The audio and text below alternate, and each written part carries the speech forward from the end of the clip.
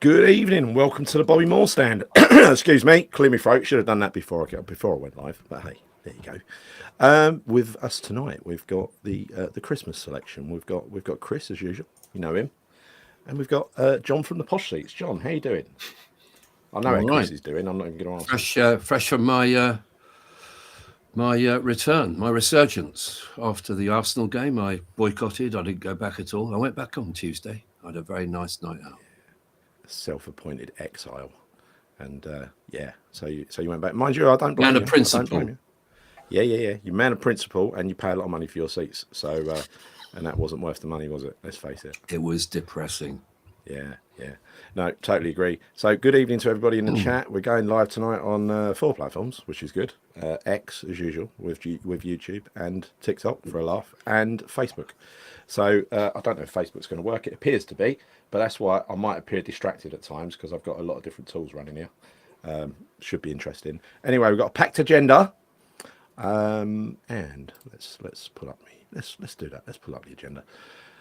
So, Cupcake Claire, the mean one, our last remaining mod, because Matt has got, he's cried off sick tonight, which is disappointing, frankly, Matt, but it'll be better for the next one. And so let's go through the news. The news is quite varied tonight. First of all, I don't know if you knew this, John, 175 different players scored in the Premier League for West Ham when Carlos Soler slotted that ball away the other night. I did not know that. I did not know that, Gary. Yeah. So it could be a new song, John. 175 different players scored in the Premier League. You'll never sing that. I think it's catchy, isn't it? It's catchy. Yeah.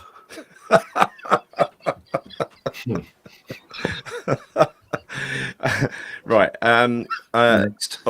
Also, I read tonight that lots of babies around the East End of London are about to be named Graham. A lot of expectant couples are considering this after seeing the quality of football that we've seen lately. And Lucas Paqueta.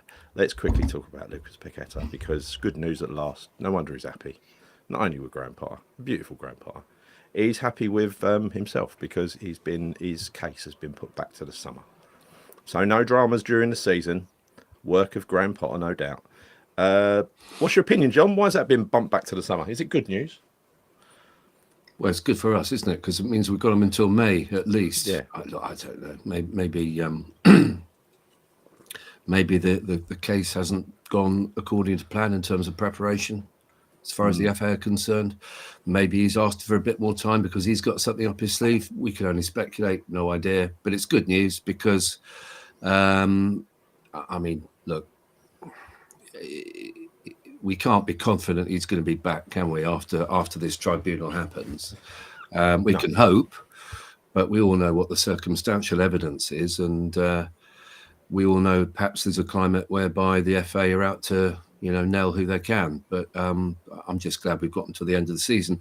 I wasn't impressed with him at all this year until Tuesday night, where he stepped up to the plate in that false nine role, and I thought he did ever so well. I was really pleased with him the other night. Yeah, I mentioned this earlier in the show. I agree with that. It was his best game for at least a year. Totally committed, but the nutter was back, wasn't he? He was just like, it was the old Paqueta, the wind-up. He celebrated a throw-in like he'd just won the Conference League again. He was just like, yes, down on his knees, crouched down. I love that. Did you see that, Chris? I did, yeah. No, it reminded me of the Spurs game when we played them away, last season when we beat them 2-1. He did exactly the same thing. Yeah, I love it when it works. But when it doesn't, it's a bit frustrating. But it's good to see a bit of the old Paqueta back recently, because it does seem as though, certainly against Villa and also against Fulham, he seemed to be back to his good old self, didn't he? Really? Yeah, he definitely did. And so that's all good. I think we saw last night. I think, in fact, I saw it this morning and I watched it twice. I couldn't resist. It's like a guilty pleasure now, I'm afraid. I watched the post-match presser from David Moyes at Everton. So did I. Yeah. I knew you would. I had to watch it as well. I actually put some comments. I put some comments up. There was some Everton fans saying, "Oh, we've got the boss in. He knows what he's doing." I know. No, he don't. Anyway, look. I think Oh. that covers it, doesn't it? Oh. This is the difference between David Moyes and Smile. Look at that beautiful man. Look at him, lovely smile. But yeah. Do you know what was so funny about this as well, Gary? I don't know if you saw it, but there was a video that was going around on social media with David Moyes being unveiled to the Everton fans. And there was, on the top part of the screen, there was David Moyes being unveiled to the Everton fans when he first was manager of Everton back in, I don't know what that was, 2001 perhaps. Yeah. And the bottom part of the screen had David Moyes being unveiled the other day. The first screen, you could see all the fans clapping away, like, you know, really clapping.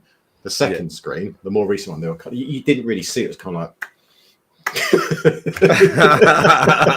It did make me laugh. It did make me laugh. I just don't know because he was deeply. He looked spooked when he sat down in. I'm not joking. When he sat down, it was something. He was shaken. Did he get booed off? Did they get booed off?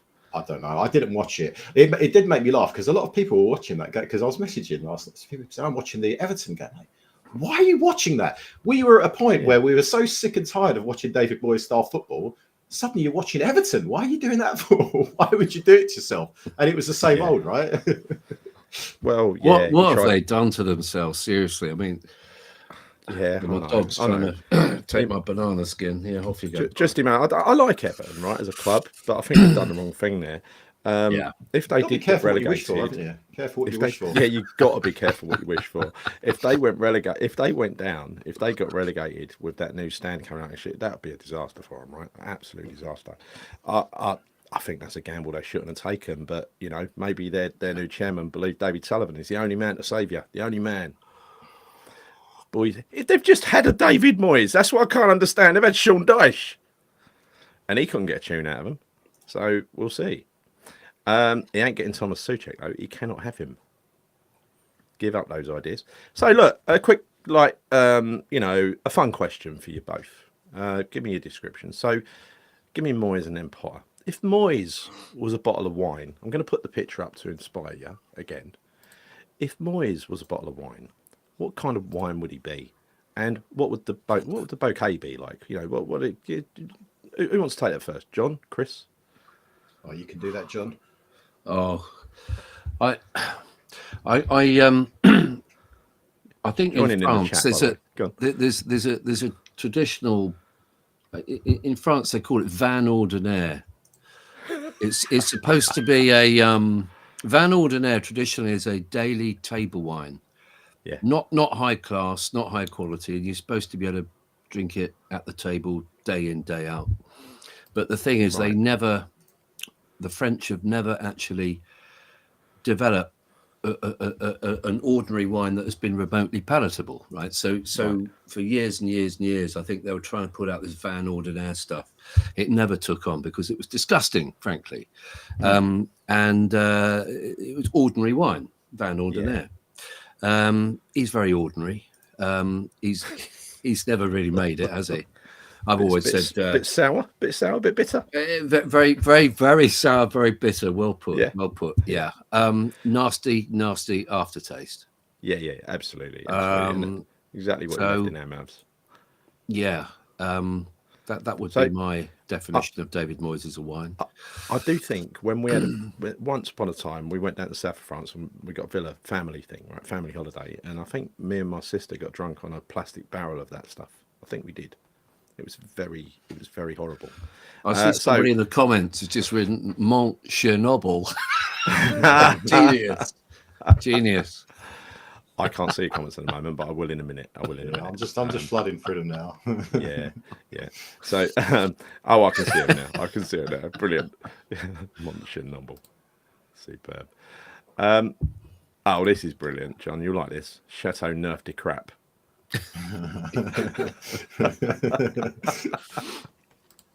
Or just straight to the point. Shitty old stale gone off bottle of corked red. Yeah. Right. And finally, Potter. Spumante. Come on, he's worth more than that. Come on, let's go on to Potter. What's Potter going to be? Let's be creative. So I think he'd be smooth. He'd be delicious. He'd be quite Moorish. He'd go with any meal, I'd say. Any food. Any food you want to pair with the grand pot of wine, it'd go with it. Any other observations? I think he's got to be a bottle of champagne, isn't he? I'm not going to, going back to David Moyes, by the way, I think Winey's been too nice to him. I want to put him down as a bottle of Peckham Spring. Do you remember that? Tap water in a bottle. That's David Moyes for me. I'll tell you what I'd have him down as. I'd have him down as not a bottle of wine. I'd have him down as a carafe of house wine from the Pizza Hut in the 1980s. Liebfraumilch, I think it was, German. Yeah, what I used to drink when I was 17. All right. So yeah, I think, Potter is a Shiraz. Potter is a Beaujolais. Yeah, maybe. Potter is Dom Perignon 73. Right. Okay, Potter is for me, Gary. Potter is a kind of monster because he's re-energized West Ham. That's got the same monsters tonight. Lewis Hamilton. Cough with me. Yeah, I know. So look, that's I think that's it for the news. That's it for the news. So I stretched that out a bit. I tried to create some. Let's talk about the real news. I tell you what, David Moyes is. He's John's been thinking. He's a can of iron brew. Yeah. That's been emptied and then urinated in. Yeah. And then someone's put their fag butts in it. And left on the seat in the last Vomit Comet train from Charing Cross back down to Kent. That's what David Moyes is. Yeah. I think that's probably that's fair. That's fine. So at the moment we've got across X and YouTube, we've got 400 viewers. I haven't got a bloody clue how many we've got on Facebook and TikTok because I don't know how to find out, and the laptop's behind me. But we're going to talk about transfer news. Now, if you saw my show this morning, I went through a load of players and the previous one. So did Chris. There seems to be at the moment 3 strikers in our crosshairs, and one of them has got. I'm trying to find their photos. Yeah, one of them has got an absolutely enormous neck. I mean, the reason I put this photo up there is because I was so impressed by the size of his neck. That is one strong bloke, isn't it? Let's face it. He has no neck, basically. He has a head on shoulders, by the looks of it. That's got to be a 25, 28 inch neck. So the neck is actually wider than the head, isn't it? Right. Do you reckon he's good in the air? He must be. He must be. But that is none other than Taiwo Awoniyi from Nottingham Forest, who is injury prone. He is injury prone. Going to bring the laptop over here. He's quite injury prone. However, he did have a decent season last year before his latest bout of injury. We're trying to get him on loan.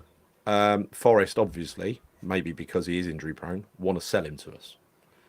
And he he's not. I mean, stats wise, he's pretty good. He's 27 years old. He's kind of at his peak. He's Nigerian. I think he scored. How many did he score last year? He got 6 goals and 3 assists last year. So he wasn't on fire by any stretch of the imagination. I don't know how many games he played last year. It doesn't actually have that stat here, but he scored only 1 this year. So Pop Forest, as you know, are chasing Europe. He's probably surplus to requirements, truth be told. And so he is he's one of them. Big neck. So I'll just let you see that again, because that is, I would estimate a 32-inch neck there, without a shadow of a doubt. The next one is one that I've mentioned before, and that is Chuck Waymer. Don't you worry, Chuck, that Graham will put a smile on your face, mate. He will. He's a bit miserable at the moment, being stuck at Chelsea. When he comes to West Ham, I'm sure Potter will have a plan for him. I believe these are all players that Potter has. A lot of the players we're linked with have come from Maximilian Hahn's analytics work. That is the guy that Tim Steiten brought in. So, effectively, Tim Steiten's picking these players. Definitely, the one that I spoke about today from France is one of those players.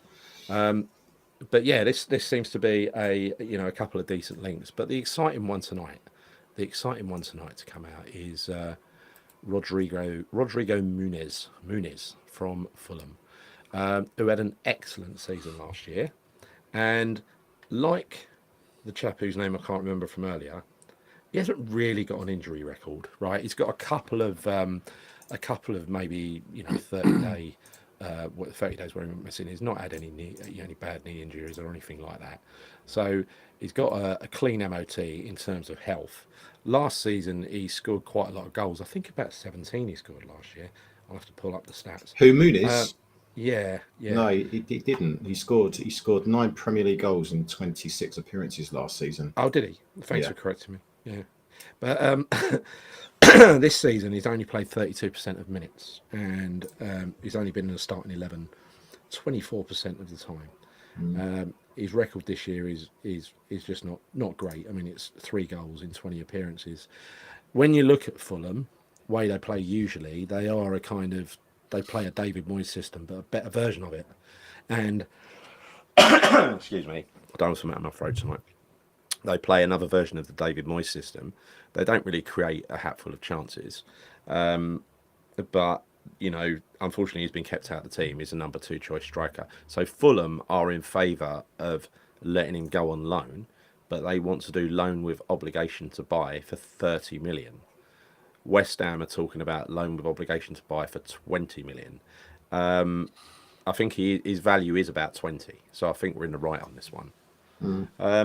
What do you think of those? Any comments on those? Do you like him, Chris? Yeah, I do. I think I've spoken about him earlier in the season, actually. I do think he's a good player. I put him in my fantasy team, actually, last season. He was pretty good. He was getting me some points. I mean, he wasn't as prolific as you mentioned, but I think he's a talented player, and I do think that he would give us some options, but I can't say I'm overly excited about him. I think we should be linked with better strikers, in truth. Who do you want? You know who I want. I want Jonathan David, and people will say, well, that's being unrealistic because perhaps he wants Champions League football. But at the same time, there's no Champions League clubs that seem to be going in for him so far. We've been kind of linked with him, and I've been talking about him for about 5 years now. Right. He's still at Lille. He's still banging in goals. He's got all of the attributes that I think would make him a really successful striker in the Premier League. He's got pace. He can finish. He's the perfect striker, I think, in my opinion, for us right now. And also, as I've said previously, his contract expires in June. So ultimately, Lille will want to get him off their books if he's not committing to the club. So what does that mean? Well, they're going to have to let him go at a cut price. I think his market value at the moment is probably around about 50 million. I think he may well even be worth more than that. So we could easily get him for like 20 million, and maybe even a bit more if you want to throw in some agents' fees. Why would we not do that? He's worth a lot more than that. It doesn't make any sense to me. For me, we should be going all out for someone like him, in my opinion. John, have you seen him play firsthand?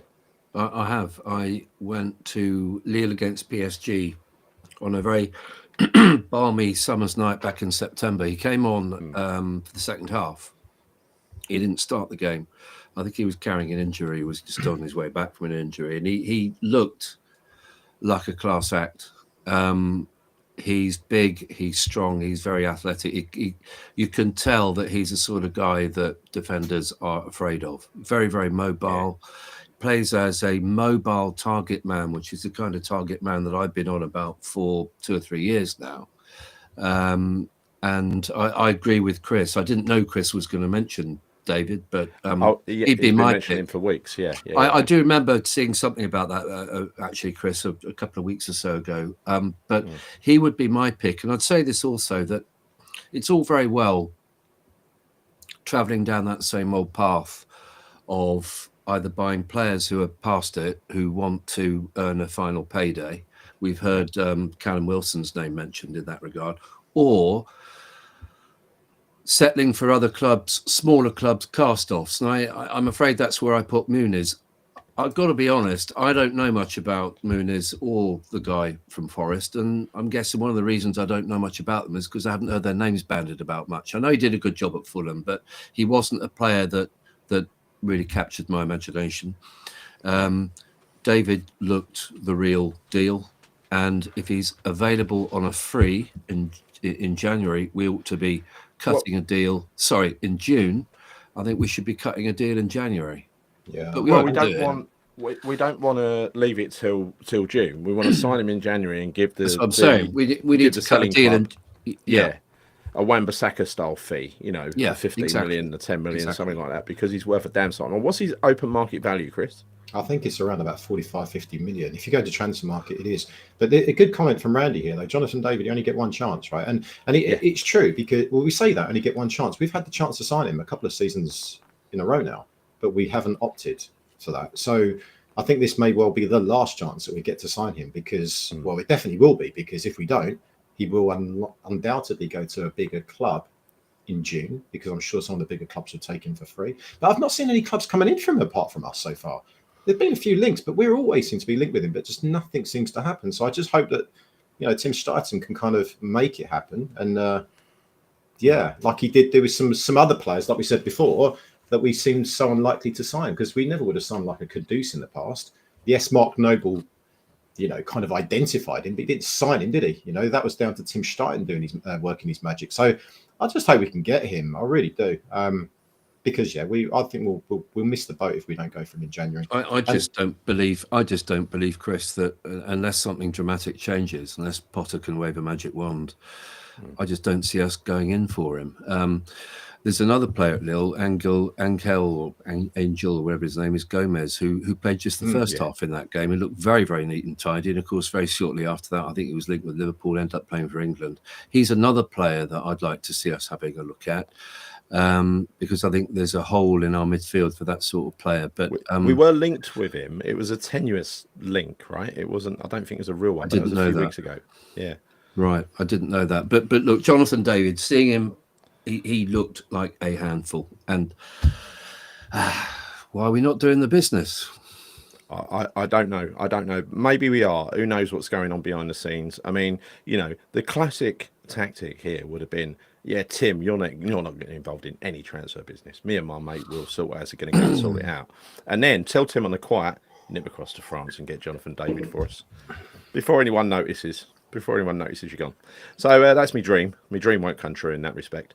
I think that is one hell of an opportunity to get a top class striker for peanuts.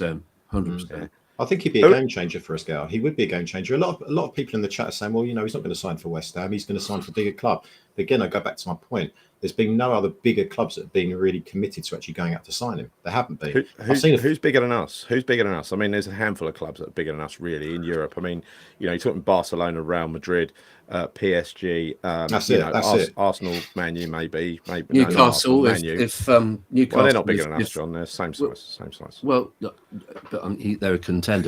It's to go to if Isak is to go to Arsenal, for example, he would slot into that role perfectly. He would do. That's why we should. That's why we should be getting that. Yes. I haven't got any hair left, but I'm tearing it out because we should be going for this guy. He should be our priority in this window, bar none, in my opinion. Yeah. I mean, I don't believe we will. Yeah. Go on, Chris. I don't really know of any other striker at the moment that I'm thinking, I really want him. I can't, because when you look at Taiwo Awoniyi, the guy from Forest, he's injury prone. We've spoken about before. He's injury prone. I think in terms of what he offers physicality, he offers a bit of pace, definitely. In terms of his goal scoring record, it's not particularly prolific. But the one thing also, which is typical, which is probably why we would end up signing him, is he's injury prone. So why on earth would we go in for a player like that? The same applies to the likes of Evan Ferguson. He's been injured, for the last couple of years, on and off. He's a young striker. That's always a concern when he's young and he's getting injured like that. What does that mean when he gets older, right? It's kind of worrying. So I don't really, there's no other striker out there that I'm really excited about apart from Jonathan David. Now, I'm sure there are some out there that are exceptional that I don't really know much about that could be good. But for me, like John, I think we should be going all out, selling the vision, selling the future. Graham Potter's in charge. It's a start of the dawn of a new era. Right, let's get him in. Yeah, look, say you can't have your own way, right? You can't have your own way. You can't have Jonathan David. Who would you go for? If we can't have Jonathan David, who would you go for? Nobody. Are we talking? Are we being realistic? Realistic targets. Who would you go for? Well, this is what I'm saying. It's kind of. I'd go for that guy from Ipswich. He's on the green badge. I've said on the head there. Yeah. No, 100%. I've said this before actually. I've said because I think he's Liam Delap. I think he's an excellent player. He's a really good player. Yes.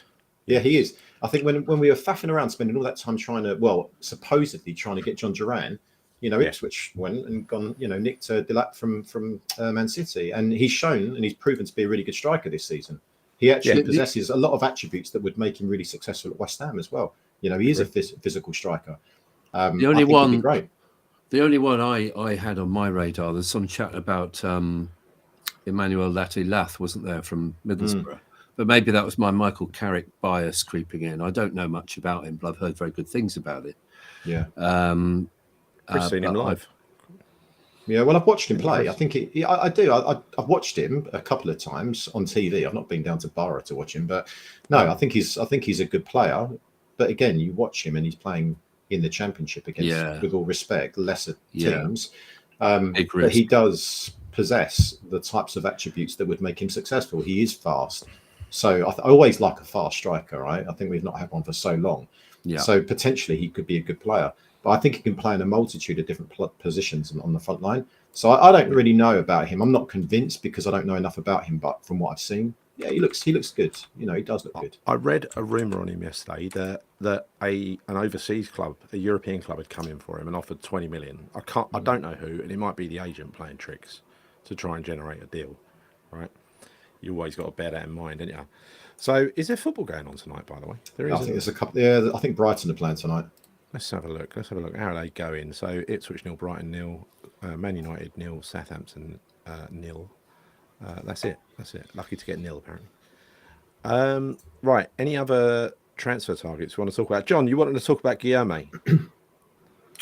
Yeah, just asking around really because I find it hard to believe that they're thinking of offloading a guy who hasn't been given a chance under a very dodgy regime, if I can put it that way. When he did come on, I think the last game I went to see before Fulham, Arsenal, he came on. Was it the Arsenal game? He came on and hit the post.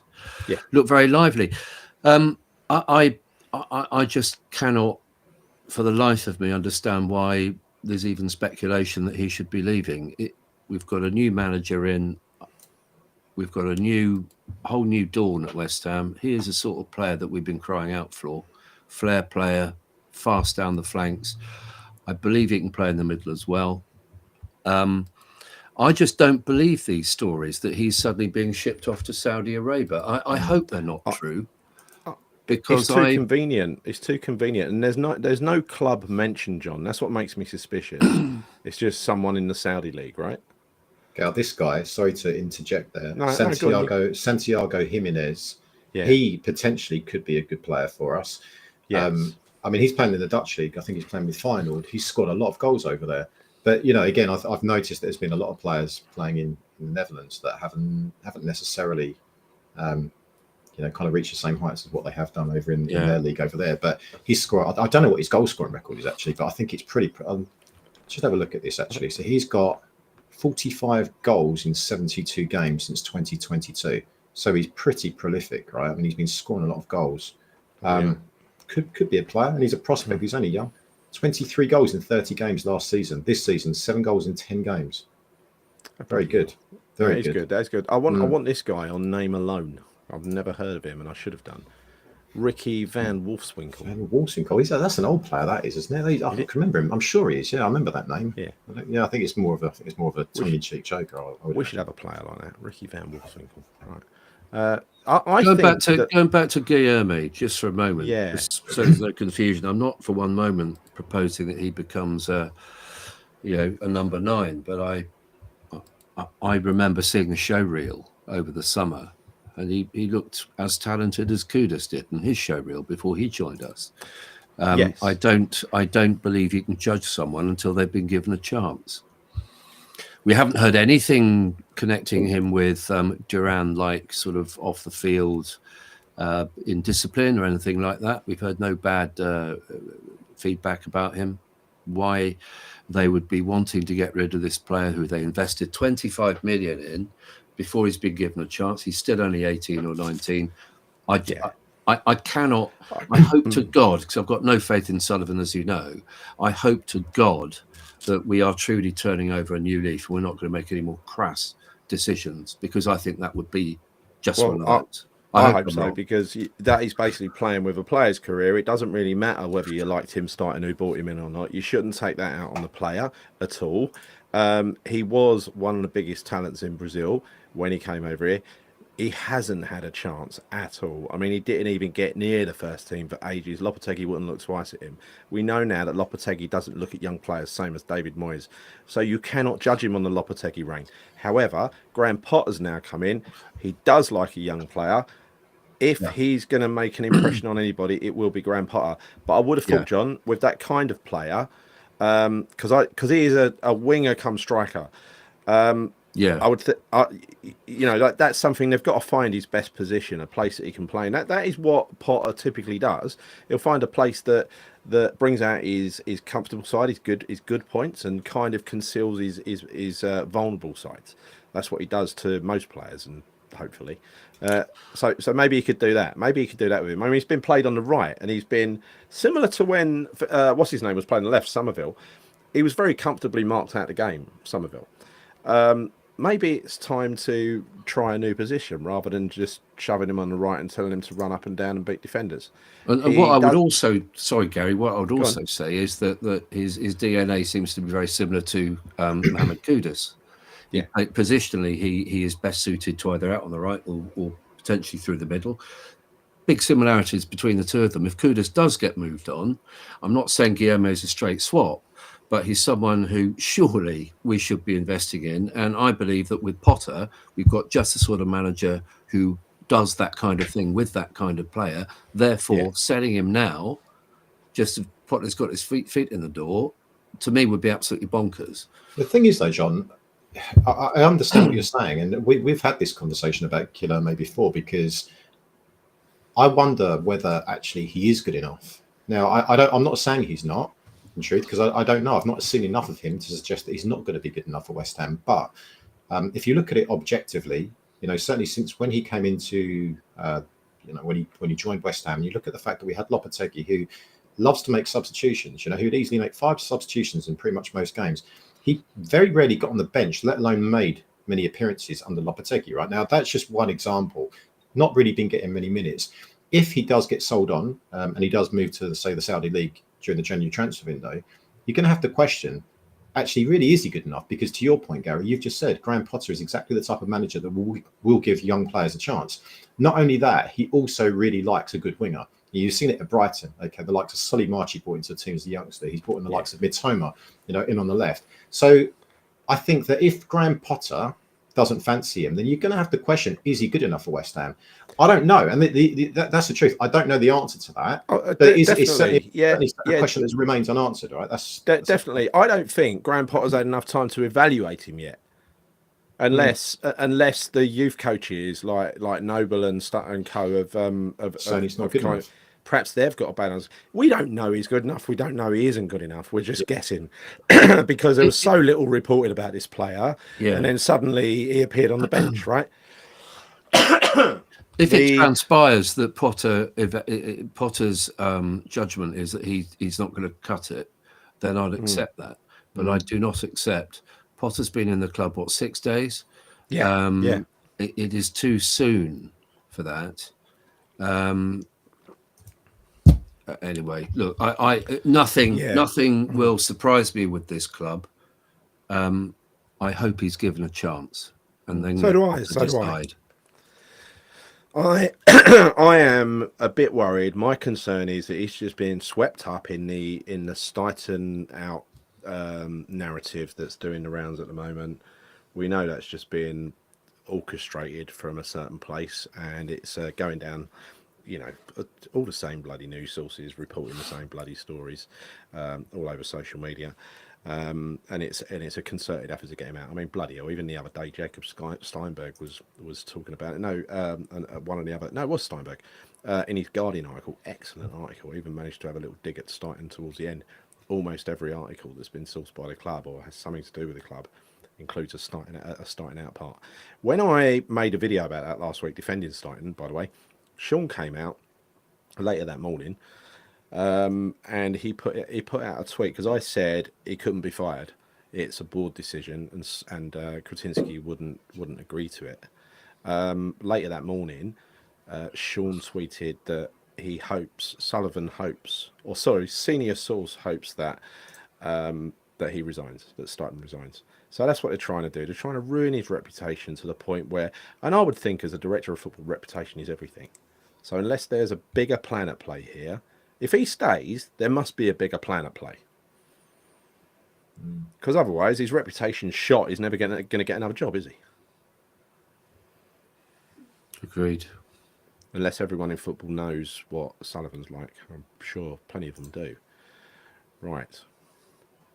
Yeah, it's an interesting one because I think I was just reading the chat here about Guilherme. I think it's kind of 50-50 in terms of, people's opinions on him. And that's kind of fair because it's hard to have an opinion on a player you haven't really seen play. It really is. I mean, perhaps he is one for the future. I think someone just mentioned just down, in the chat just now that he's, should be allowed to develop. And it's only because of injuries that he's making the bench. I'm not sure I necessarily agree with that because he's still apparently, and I don't necessarily think we paid 25 million. I'm sure there's no way add-ons. we paid 25 million up front for an 18-year-old unproven 18. It would have been less than 10 million with add-ons. If he played for Brazil several times, played in the Premier League several times, won the World Cup, we'd paid a whole 25 million. It would have been under 10 million. Yeah, well, regardless, I think what he is, he's certainly a prospect, and I think he showed real potential because I think from the team that he came from, and I can't remember the other player's name, it was Endrick. So Endrick, who plays over in the Spanish league right now. Now, he's a bit of a superstar, isn't he? He's a young kid. He's playing really well.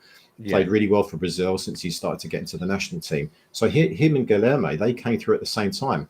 And actually, they were kind of on par in terms of their, the level of performance they were bringing to, I think it was Palermo. Not Palermo, I forget the name of the team. That's Italy, isn't it? But regardless, he was a player that, certainly was, a high potential, real prospect. So I don't know what's happened there. Maybe he's just not good enough. I don't know. Well, I guess only time will tell. Only time will tell with him. I would actually like to see him stay because it'd be great to see a young Brazilian kid come through with a bit of flair. Start to kind of impose himself on the West Ham team. I'd love to see something like that. The thing is, in saying that he's failed with Guilherme, who's one for the future, he's failed with Fulkrug, who's probably 5 or 10 million overpriced. However, he would have done a job had he not got injured. Are you going to say that that Stuyton is going to be judged? Every player he brings in must be a roaring success, otherwise he's rubbish. Because since when has Sullivan or West Ham managed to have a decent record in the transfer market? He's bought in Kudus, he's bought in Alvarez. Look at that monster again last night, Alvarez.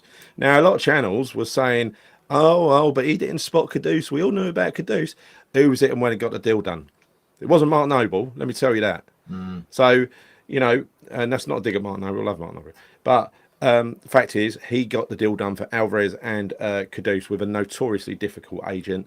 And then Todibo. We had no right to sign Todibo. I'm positive that when Todibo comes back, we're going to see the best out of him. Potter's going to bring out the best. Suddenly you're looking at Fulkrug with a hamstring injury that he couldn't help. He might suddenly appear back on the scene as well and start knocking a few goals in. And if he does, what are you moaning about then? Guilherme. So, and if Potter's made a slight success of Guilherme and he's got maybe a few more minutes in the first team and we know what his position is, suddenly Stuyton's a roaring success. What I'm saying is, this is completely unproven and too early to judge him. Yeah, it is. I think you're absolutely right. Thank you for those that tell me it's Palmeiras. I'm clearly mixing up Palmeiras with Palermo. Don't know why.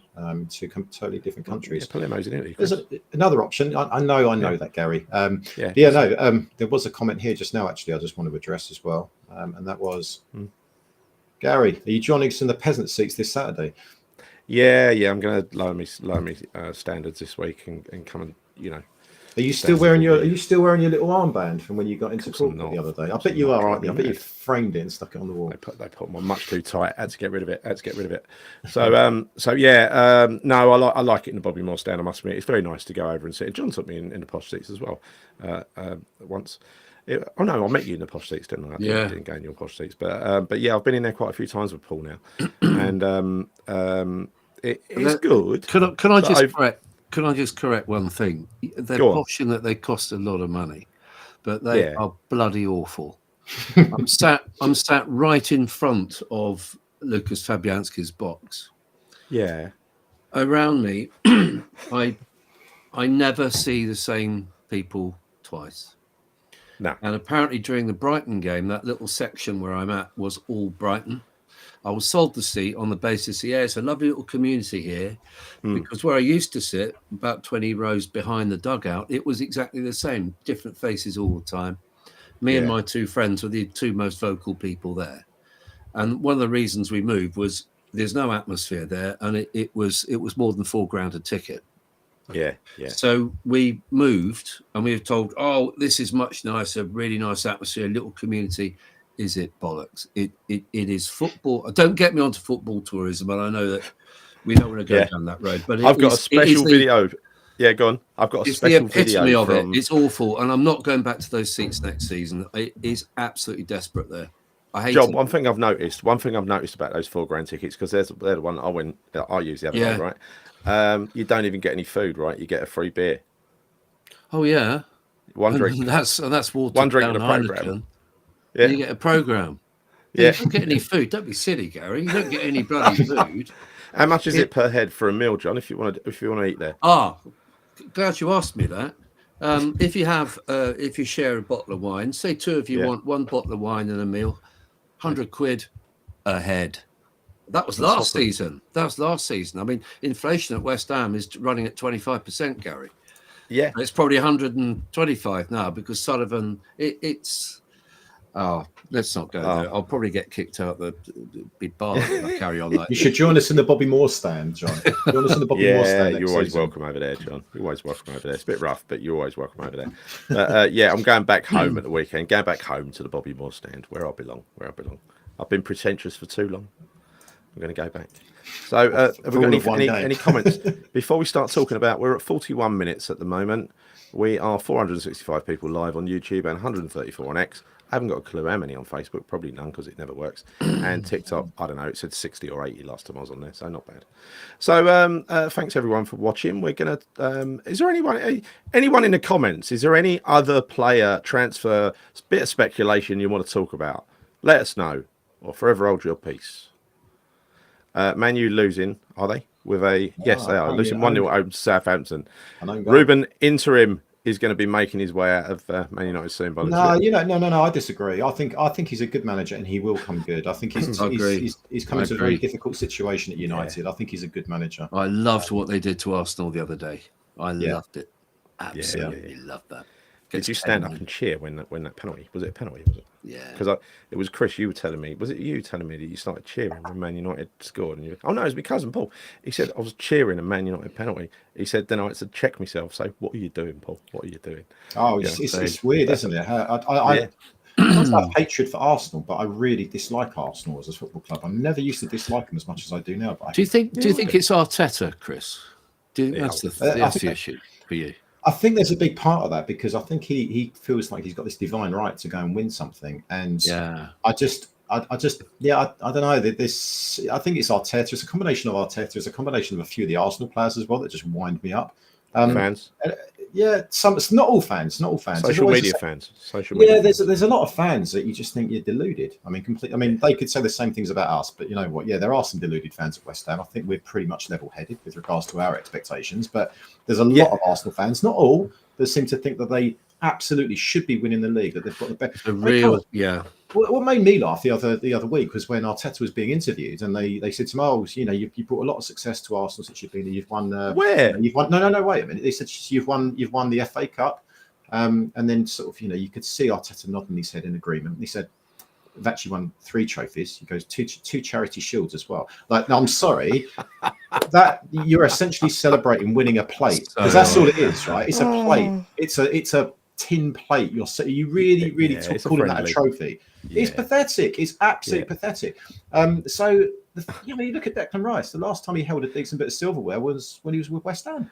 Well, yeah, the only other medal he's got is a charity shield, so it must count, right? It counts in his house. It's kind of embarrassing. Let's be honest. I mean, it's embarrassing that you're calling that a trophy. Arteta is entitled. He's arrogant and he's petulant and he's the worst. He's the lowest of the low. He's a very, very bad, and this is what I love. Jurgen Klopp. I loved Jurgen Klopp when he first went to Liverpool. By the end, he had the massive teeth that he used to get out. Yeah, when he'd won, all teeth.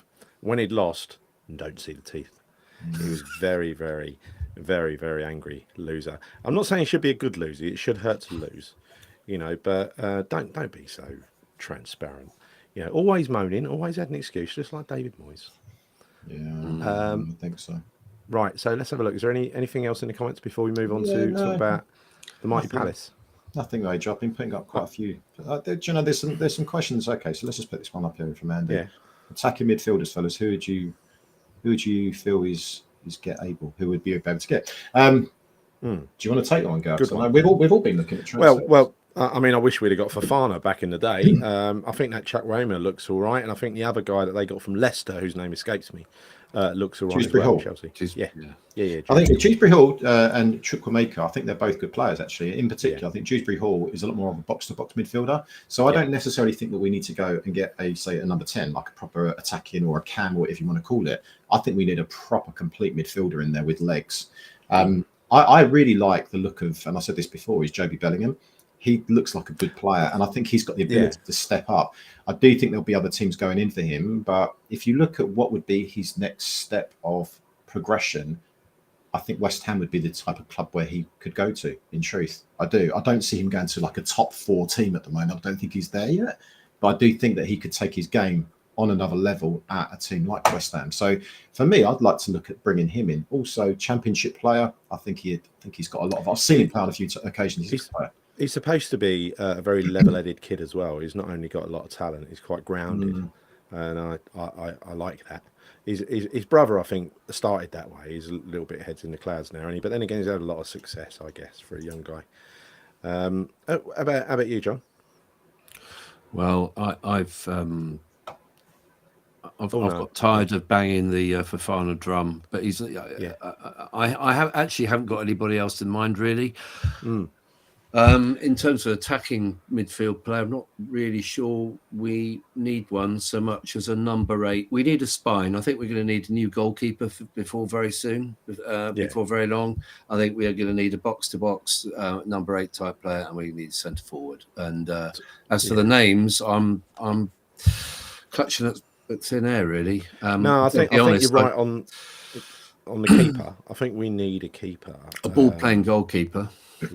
Yes. Question here for you, John. Would you take Rice back if he were available? Yes. About the something this guy behind me said the other day that I told him no chance. He said Rice will come back to us towards the end of his career, and I said we don't want him back at the end of his career.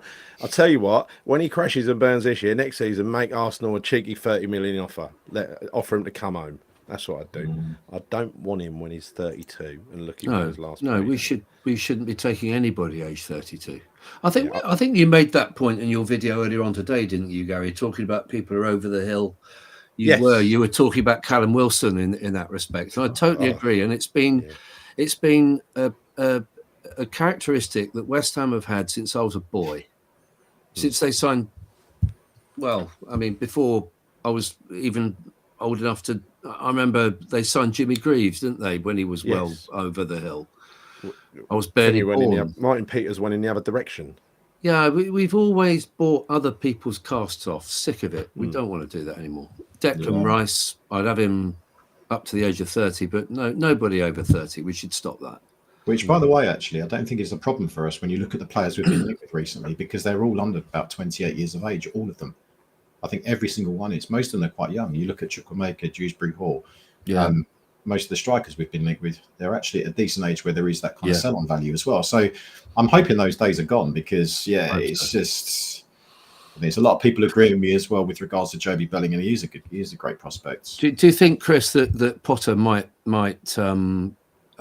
wield that sort of influence where he draws the line against cast-offs and, short-term purchases like that? Maybe. I mean, short term, I wouldn't rule it out at the moment because short term he wants to get West Ham back to a level, a decent position, right? So if there are a couple of players available that can do a job for us over the course of the next 6 to 7 months, or maybe a season and a half, I don't think we'd necessarily rule that out. But I think long term, again, if you look at Potter as a manager, the types of players that he brought in at Brighton, they typically were younger players it was introducing. So I think, I don't think he would. I don't think he'd be looking to sign, 32-year-old strikers that are kind of I can't believe a final payday. No, I don't think he would, John. Yeah. A lot of it is just paper talk and agents trying to create a deal for their player as well, right? So probably 90% of the transfer news you see out there is that. It's madness, though, Gal. I mean, Yeah. you know, again, to John's point with some of those players that you mentioned in your video today. So I've not watched all of it. I told you because I was really busy with work today. I will watch it, I promise. But I know Michy Batshuayi was one of the players that you were talking about. That's mental. Yeah. Because, like, first of all, I don't think he's that old, but I do know, and I remember this clearly, that he chose Chelsea over us. And I think he was quite disrespectful to us back when we were linked with him as well. Why on earth would we be looking to sign him now and take him from the Turkish league, wherever he is? Why would we want to play like that? Why would we want, the likes of Callum Wilson?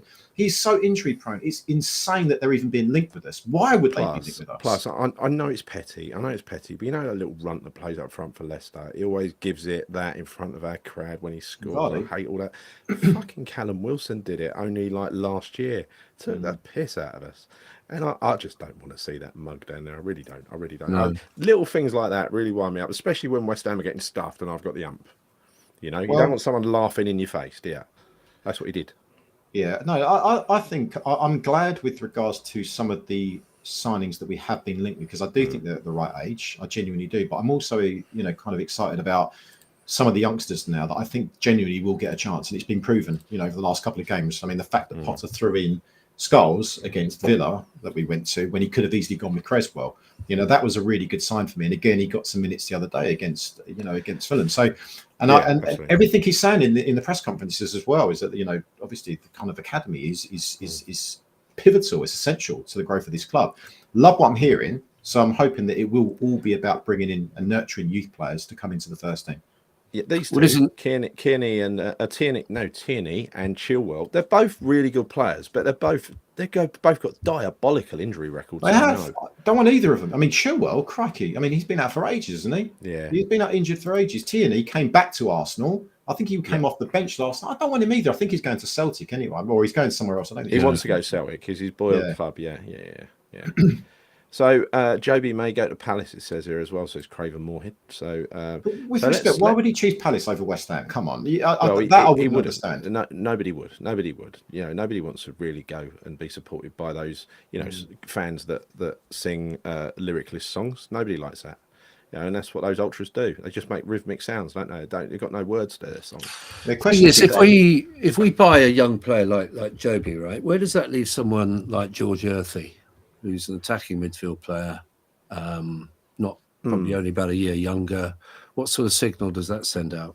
But it's a very good point, John. But then I also do wonder if Earthy is as good as maybe we were hoping he would be, or maybe. I was thinking the same, because he can't get into the Bristol side, can he? He can't. That's a good point, actually. I forgot about that. I've got a question for the both of you as well. Okay, you mentioned, and I think we all collectively agree in the consensus with most West Ham fans, is we need to get a new goalkeeper in. Yes. So with that in mind, would you take Jordan Pickford when Everton get relegated this season?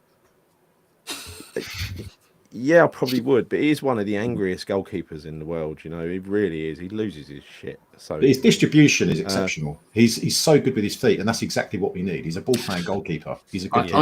I watched a bit of it last night. I watched about the last 20 minutes, and he's bloody scary with the ball at his feet. He really does cut it fine. He gets away with it. Moyes, can you, John? You can't get enough David Moyes. You just got to tune in. But he's absolutely right. But I was looking at Pickford. I was thinking, this is England's number one, and he was playing like a madman. He gets away with it. I would take him. I think his distribution is on another level in comparison to what we've got. It really is.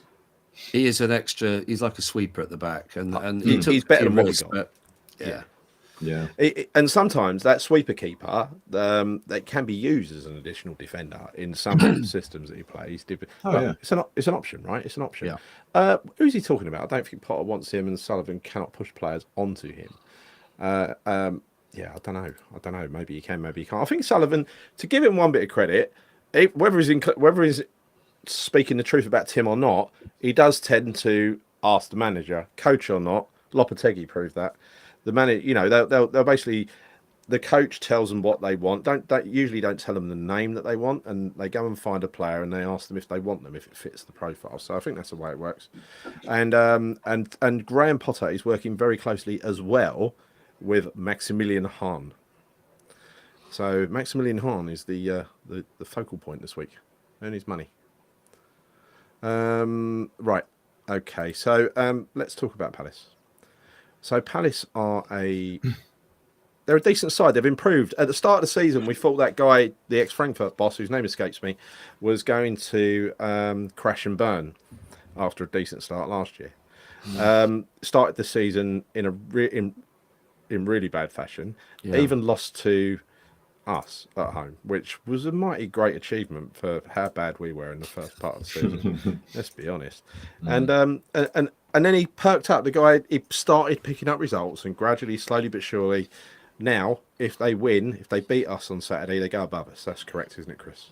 Yeah, it is. I think they'll be a point ahead of us if they beat us. So Yeah. it's a big game actually for us because we want to try and create a bit of distance, don't we, between ourselves and obviously the teams below us. So Well, yeah. I'm a bit of a snob when it comes to Palace. I do like Palace as a club, lovely, friendly little family club. But that's the problem. I see them as a little family club, not a big family club like us. So I think we're, I always expect to beat Palace, and for my sins, I expect to beat the likes of Fulham at home. they're a hard-working team, they go. I think So are we. Yeah, well, we have been, but I don't think that we're necessarily fit enough right now to be hard working for the course of 90 minutes. I said this to you the other day. I do wonder whether Lopetegui hadn't fit enough. But then if you look at the Palace team, and I did watch a bit of the game yesterday, and I've watched a bit of them this season, they've got some good players in there, and I think they're quite a well-balanced team as well. They're a very well-balanced team. The thing is with Potter is he doesn't get them to cover as much ground. What he did with Guido was typical of what he'll do. If someone is lacking fitness, he won't put him in a position where that's going to expose him, or he'll play him for 45 minutes, 50 minutes and replace him. It depends what role. It's like, you sort of go out for a run and you do a nice gentle jog, and if you're a runner, you do a 10k nice and easy. If you go out and have a sprint, you might do a couple of 100 meters and you're knackered. So it depends what work they get them to do. If they're running all over the place, doing 70-yard runs up and down the line, they're going to tire out really quickly, aren't they? Especially the likes of Emerson and the likes of, what's his name on the other side? Wan-Bissaka, even though he's a lot fitter, a lot younger than Emerson, he's still going to tire out because he's not a machine, is he? The only one that can do that, actually, is Somerville because he's carrying absolutely no weight. Yeah, I don't know. I do still believe that we weren't fit enough under Lopetegui. Yeah. No, I agree. Do you think? I don't think the players were working hard at all. I think they were sick of him. Sick of the sight of him, like we were. Yeah. So have we got any players coming back for Saturday? Is Somerville over his injury? Well, they're saying that's going to be a bit of a late fitness check, right? Because I think it's kind of, I don't know, it's 50-50. It's a bit touch and go is all I would say. Because I watched the pre-match sort of press conference with Potter earlier on today, and he did say that, he may be back, but they're going to have to test it closer, nearer to the time. So I think he's the only one. Aside from that, I mean, obviously most of our other injuries that we have are a bit more longer term, aren't they? He did say about Antonio.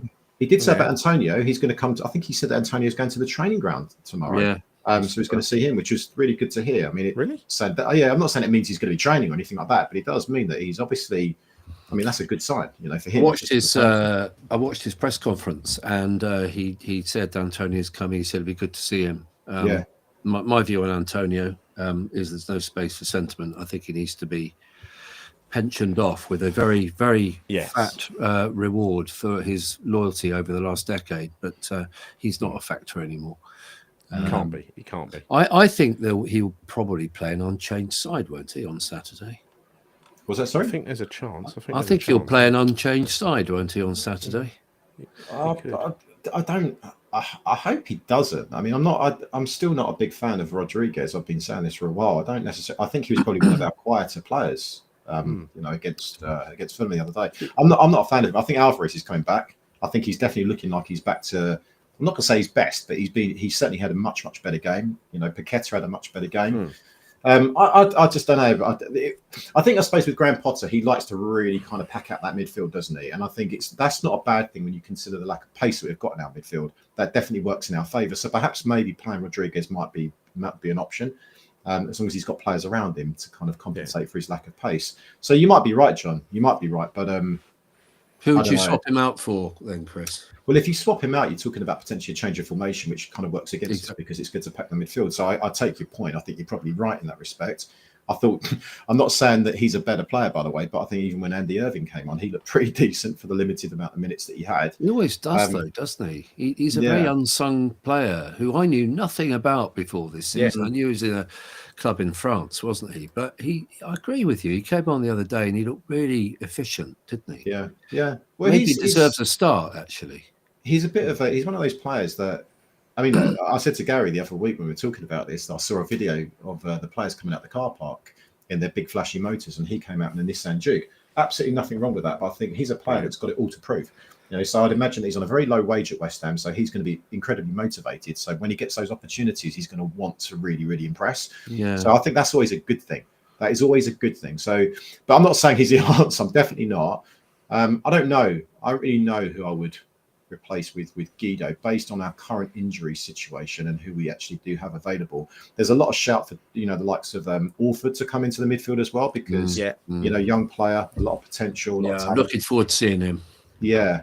So I don't know, but I do think though that Palace have, when you look at their strengths, it's their front three, isn't it? Really, you've got Eze, Sarr, and Mateta. Mateta concerns me because he was a player that when he first went to, I don't think he was particularly great.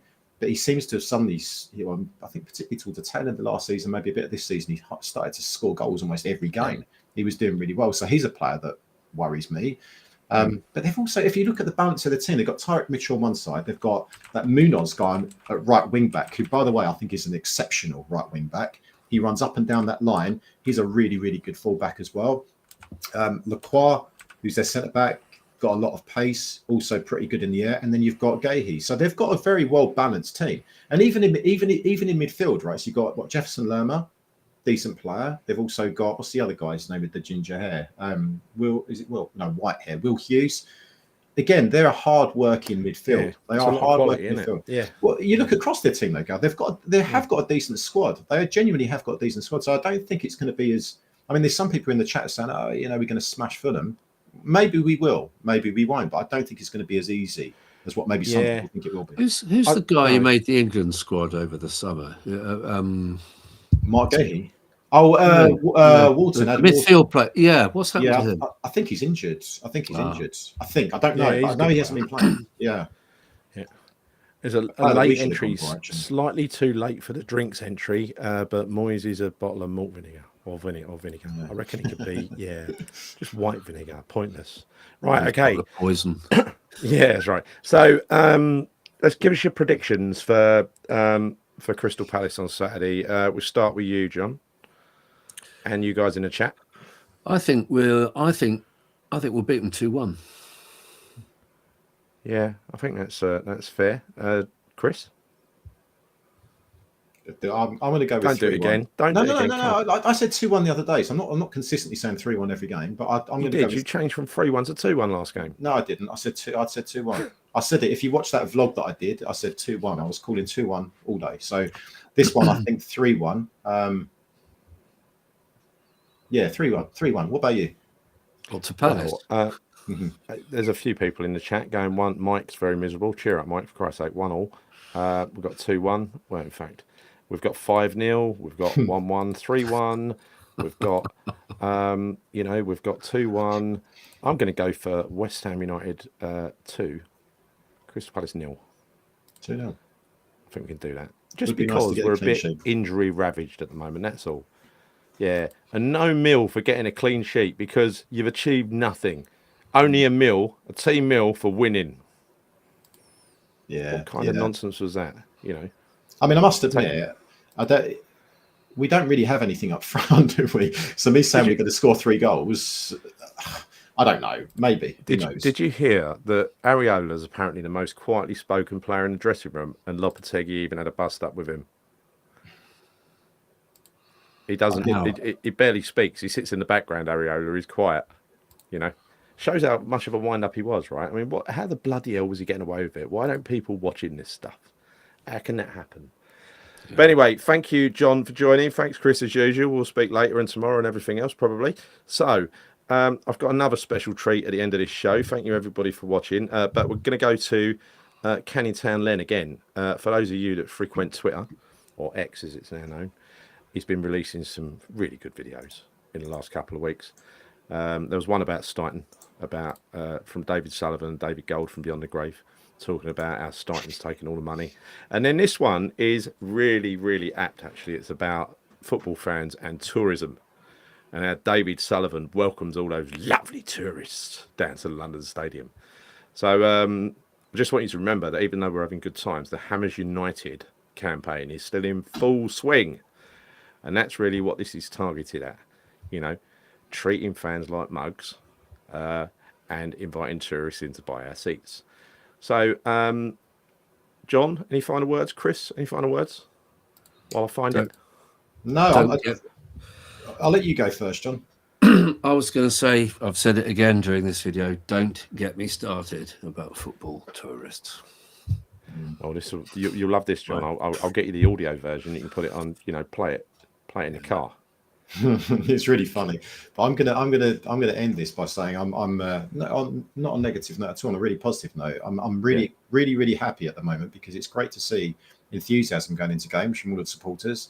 You know, even when I was doing my vlog with my little mobile phone at the other day, obviously talking to so many West Ham fans, and everyone seems so much more kind of enthusiastic and just it's just good to get that feel back. It's been a while, you know. It really has been a while, and I'm loving that. I'm loving the atmosphere. You can feel it around the ground now with Potter in charge, and long may it continue. So hopefully 3 points on Saturday, and I'm looking forward to the rest of the season. Actually, I never thought I'd say that, but I am, and I think it's all to play for. All to play for. Now, if we can win that game, we could start to think about maybe a top 8 finish. Chris, maybe we're going Europe. There you go. We could if things work out our way. If things work out our way, we could make Conference League in 8th position this season. It could happen.